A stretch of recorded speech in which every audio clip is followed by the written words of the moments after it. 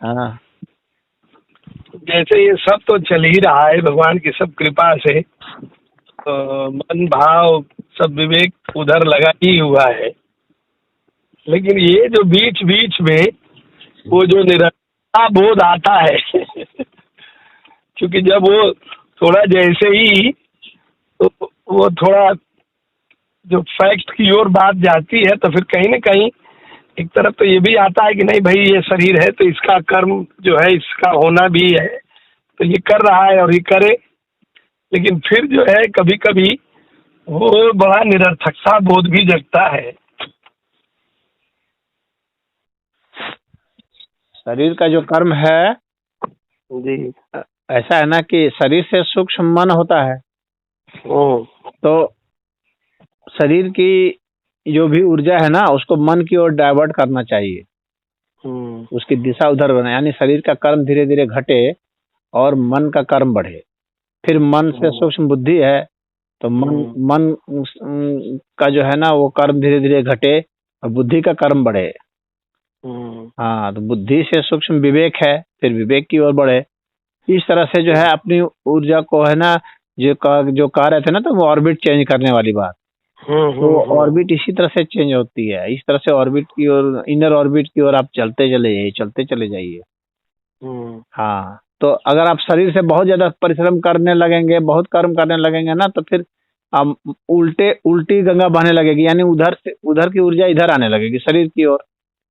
अच्छा, जैसे पहलवान लोग करते हैं या स्पोर्ट्स में लोग करते हैं, मैंने जो आत्मिक ऊर्जा है फिर वो शरीर की ओर बहिर्मुखी होती जाएगी। हाँ, तो वो शरीर की ओर बहेगी ना, तो उस तरह से हो जाएगा, उल्टी हो जाएगा। तो इसी को सिर्फ पलटना होता है आप बाहर से, तो इसीलिए वो वैराग होता है कि बहुत ज्यादा शारीरिक परिश्रम नहीं करते हैं, अपना उसमें ध्यान में अगर लगे हुए तो शरीर धीरे धीरे सूखने लगता है, आदमी का घटने पतला होने लगता है।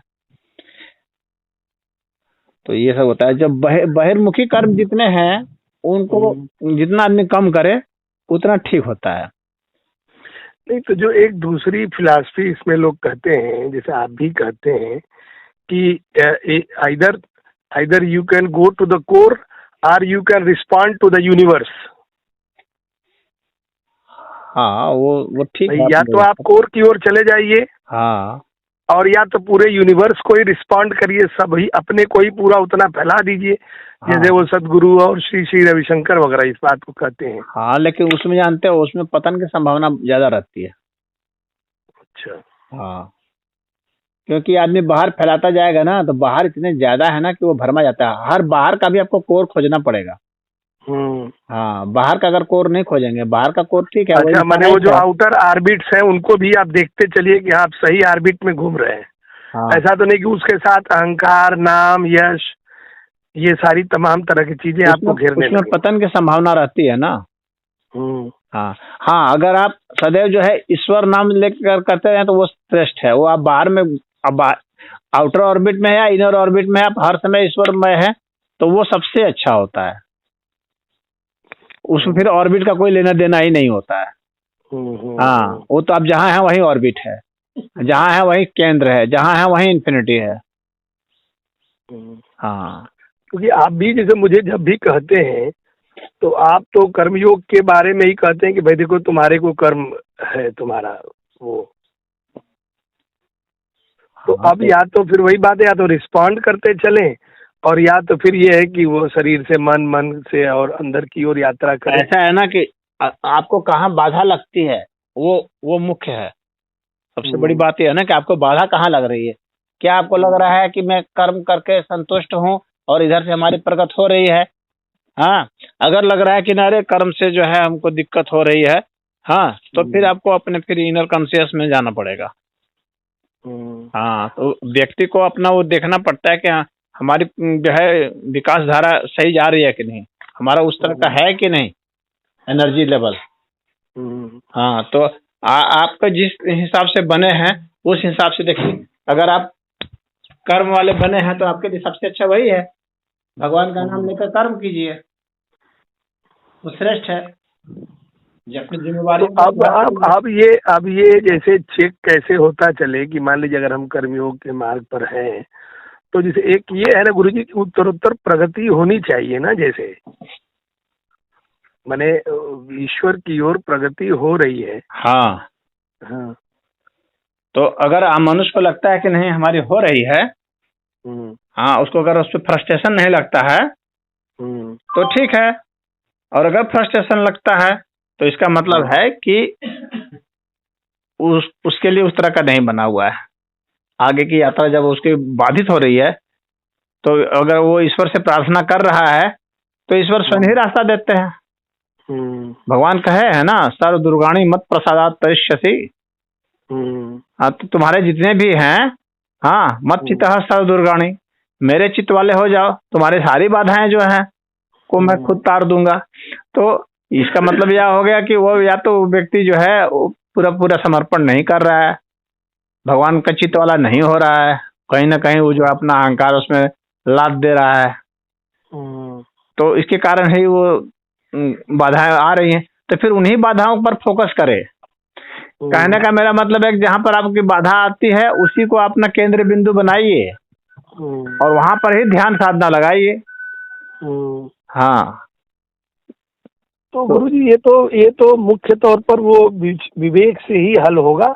हाँ, तो विवेक तो लगाना ही पड़ेगा ना, आपको पता तो इतना लगाना पड़ेगा कि मैं कहाँ अटक रहा हूँ। ये तो आपको अपने विवेक से पता चलेगा ना कि मेरी अटकन यहाँ पर है, इस कारण से है। तो फिर आप उसी जगह पर फोकस कीजिए, वहीं पर ध्यान साधना कीजिए, उसी को लेकर के। जैसे अगर हमें क्रोध के कारण जो हमें परेशानी हो रही है तो हम क्रोध पर ही साधना करेंगे। काम वासना पर हो रहा है तो हम काम वासना पर ही वो करेंगे। जो हमको अटका रहा है, जो फंसा रहा है, डर फंसा रहा है तो डर की साधना हम करेंगे।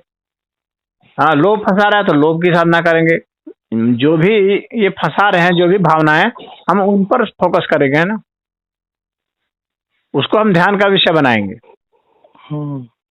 ध्यान का विषय हम किसी पॉइंट को नहीं बनाएंगे, क्योंकि हमको कोई पॉइंट नहीं अटका रहा है, हमको हमारी भावना अटका रही है। अगर हमारी भावना अटका रही है तो हम भावना में जाएंगे। अगर पॉइंट हमको अटका रहा है तो फिर हम पॉइंट को फोकस करेंगे। और लोग क्या करते हैं कि जो भी आदमी है सब पॉइंटे पर फोकस कर रहा है। हाँ, तो पॉइंट पर फोकस करना सही नहीं है। पॉइंट पर उसको फोकस करना है जो पॉइंट पर टिक नहीं पाता है, उसके लिए ठीक है, पॉइंट पर फोकस कीजिए। लेकिन जो भावना पर जिसका अटकन है तो वो भावना को फोकस करे, पॉइंट को नहीं। हाँ गुरुजी, हम तो वही, आप तो जानते ही हैं कि हमको तो उसी से मेरा, मैं तो आपको ही जानते हैं कि मैं उस तरीके से साधना बैठ करके तो मैं तो वही भावना पर ही काम कोशिश करता हूँ कि भावना क्या चल रही है, क्या उठ रहा है और कहाँ ले जा रहा है। हाँ, तो वो ज्यादा सही है। और कैसे वहां से हटे, हाँ, या कैसे अपने आप का करेक्शन करें। अन्यथा जो पॉइंट पर फोकस करेंगे वो फिजिकल हो जाएंगे, क्योंकि पॉइंट सदैव फिजिकल होगा। हाँ, वो भाव पर करे, भाव ही एब्स्ट्रैक्ट होता है, पॉइंट एब्स्ट्रैक्ट नहीं होता है, पॉइंट तो फिजिकल होता है। पॉइंट चाहे कितना भी छोटा हो, वो होगा सदैव फिजिकल ही। तो गुरुजी ये लगता है कि जैसे कर्म योग, ज्ञान योग, भक्ति योग तीनों साथ ही साथ चलता रहता है। हाँ, ये सब साथ ही साथ है, ये पूरा अस्तित्व साथ ही साथ है, इसमें कोई, क्योंकि मैं जैसे मान लीजिए यानी आप अगर कर्म जो है मान लीजिए संसार के लिए कर रहे हैं तो वो असंगता जो है ज्ञान योग की वो भी साथ साथ ही बढ़ती है, वो साथ चलेगा। आप जो ना एक साथ मैच्योर होते हैं, परिपक्वता पूरी आती है, एक साथ आती है, हर दिशाओं से आती है, क्योंकि हर चीज बंधा हुआ है एक दूसरे से। क्रोध बंधा हुआ है काम से, काम बंधा हुआ है लोभ से, लोभ बंधा हुआ है मोह से, मोह बंधा हुआ है भय से, ईर्ष्या से, सब बंधे हुए हैं ये सब। उसी तरह से ब्रह्मचर्य बंधा हुआ है और लोभ से, ब्रह्मचर्य बंधा हुआ है सत्य से। तो ये सारे जो है सत्य न्याय सब एक साथ जुड़े हुए हैं, इंटरलिंक्ड हैं। हाँ, ऐसा नहीं है कि आप एक में कर रहे हैं तो दूसरा जो है दूर चला जाएगा, ऐसा नहीं होता है। सेपरेशन इस तरह से नहीं है पूरे अस्तित्व में, सब जो है इंटरलिंक्ड है, एक दूसरे के ही मैनिफेस्टेशन है सब। तो माने हम खाली अपना ये, अगर हम मान लीजिए अभी हमारे दिमाग में अगर कर्म योग, ज्ञान योग, भक्ति योग का जैसे जो चलता है तो बस यही देखते चले कि हमारा कर्म मतलब कितना माने जैसे अनासक्त भाव से कितना समाज ओरिएंटेड है, कितना शुद्ध है, कितना पवित्र है, और कितना मतलब दूसरे के सही है कि नहीं, नियत पर अपना ध्यान देते रहे, नियत ही मुख्य होता है। हाँ, वो बात आपकी, हमारी नियत सही है तो फिर अगर हमसे कुछ गलत काम भी हो गया तो कोई बात नहीं है। हाँ, हमारी नियत सही है तो बस सही है, नियत का ही परिणाम है, कर्म का परिणाम है, क्रिया का परिणाम नहीं है। अब दूसरा, जैसे ज्ञान की बात करें तो जो असंगता है इसके प्रति, जो निर्लिप्तता है अपने ये शरीर की, और जैसे इस तरीके की वर्ष में जो मैं बोध है उसके प्रति जो है वो सचेत रहे कि कहाँ इतना मैं कर रहे हो। मैं दिक्कत नहीं है संजीव, उतना दिक्कत अच्छा। मेरा में ज्यादा है। अच्छा। हाँ, मैं का तो विकास होता है, मैं ही तो विकसित हो गया, क्योंकि मैं जो है ना ये विकसित हो जाएगा और सबलाइम करके जो है इस इन्फिनिटी में चला जाएगा। अच्छा। हाँ, मैं से दिक्कत नहीं है, मेरा से दिक्कत है। जब भी हम कहते हैं जैसे कि मेरा मन, मेरी बुद्धि, मेरा हाथ, मेरा पैर, मेरा घर, मेरे बच्चे, मेरे, ये मेरा जो है ना ये फंसाता है, मैं उतना नहीं फंसाएगा। हाँ, क्योंकि मैं तक अगर व्यक्ति पहुंच गया ना तो आप उसके पास एक ही स्टेट है कि वहां से वो सबलाइम करेगा। मैं तक पहुंचना आसान नहीं है। लोग कहते हैं मैं, लेकिन वास्तव में मैं तक नहीं पहुंच पाते हैं, वो मेरा ही तक पहुंचे रहते हैं। हाँ, मेरा दिमाग, मेरा मन, मेरी बुद्धि सदैव मेरा प्रयोग करते हैं वे। मैं का प्रयोग नहीं करता है आदमी उतना। मैं इस तरह से भाषा में बोल देता है, परंतु यथार्थ में वो जानता नहीं रहता कि मैं हूँ कौन। हाँ, ये मैं आ रहा है, ये आ कहाँ से रहा है ये नहीं जानता रहता है। वो मेरा ही जान कर कुछ करता रहता है। तो मैं उतना नहीं फंसाता है, मेरा फंसाता है। हालांकि उसका सोर्स जो है ना मेरा का, ये मैं ही है, ये बात सच है। हाँ, वो समझ रहा हूँ, क्योंकि मैं है तभी तो मेरा है। हाँ, लेकिन वहां तक वो पहुंचा नहीं रहता है, वो बीच में ही अपना मेरा मेरा बनाता रहता है। तो गुरुजी ना, कभी कभी ये शंका जानते हैं ये होती है कि मैं ऐसे ही मान लीजिए सेवा ही में लगा रहूंगा और मान लीजिए करता रहूंगा। ठीक है, आपने कहा निर्मल भाव से ही करूंगा, मतलब जैसे अंदर से वो चेक भी करता रहूंगा, लेकिन जो मेरी अब जो थ्रस्ट है परमात्मा की, तो फिर कभी कभी ये लगता है ना कि उसके लिए हमको जिस रफ्तार से या जिस इस कहते हैं जो समर्पण है, अपना डिवोशन है या अपना सरेंडर काल के लिए, वो जैसे कभी कभी गुरु जी जानते ये लगता है ना कि काश मैं पूरा समय जैसे परमात्मा में ही भाव में रहता, मुझे कोई वो नहीं। क्योंकि अब फिर वो तो फिर 14-15 घंटे तो फिर संसार वाला जो चक्कर होता है, तो बात में ठीक है कि कहूँ कि सब कर्म भगवान का है। हाँ। या मैं संसार के लिए कर रहा हूँ, लेकिन कहीं न कहीं वह उस शांति को तो नहीं प्रदान करता है जिसको लेकर के अंदर बहुत तड़प होती है। यही तो दिक्कत है ना। देखो क्या होता है ना कि अटक कहाँ पर है ये तुम अच्छा समझ लो। अटक कहाँ हो रही है? अटक हो रही है कि मैं परमात्मा को उतना पसंद नहीं करता जितना कि शांति को पसंद कर रहा हूँ। समझने की कोशिश करना। मैं आनंद को ज्यादा पसंद कर रहा हूँ, परमात्मा को पसंद नहीं कर रहा हूँ। अटक यहाँ, परमात्मा हमको शांति दे या अशांति दे, परमात्मा जो देंगे हमको वो मंजूर है। शांति अशांति हमारे लिए मायने नहीं रखता है, हमारे लिए आनंद और दुख मायने नहीं रखता है, हमारे लिए परमात्मा मायने रखते हैं। ये होता है समर्पण। परमात्मा जो देंगे, जो जो कराएंगे, हमें स्पीड नहीं चाहिए, हमें तेजी से नहीं वो करना है। परमात्मा हमको इसमें रखे हैं तो वो ठीक है। इसी तरह से वही एक छोटी सी कथा है महाभारत में, थोड़ा सा मैं सुना देता हूँ। वो ये कथा यहाँ बहुत प्रासंगिक है, इसीलिए बता रहा हूँ।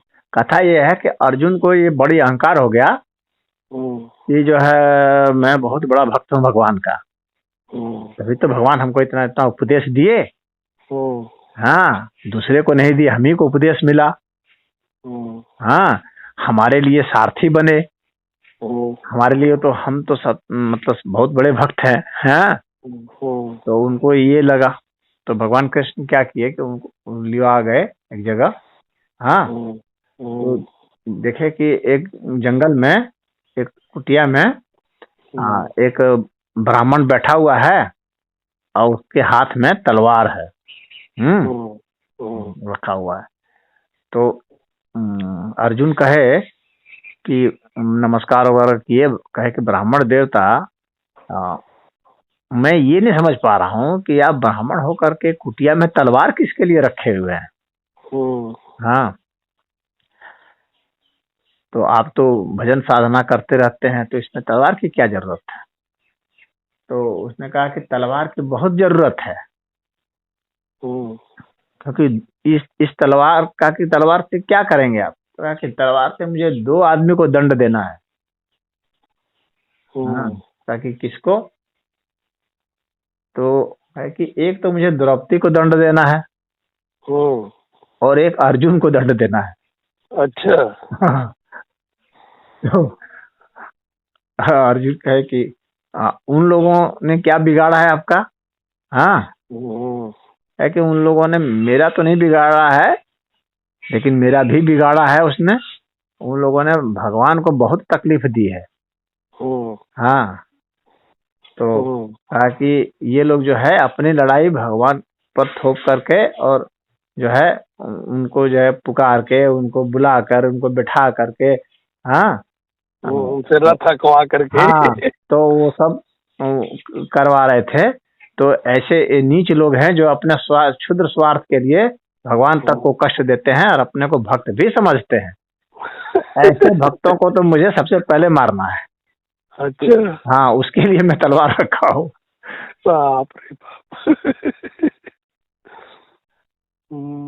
अब समझ में आई बात?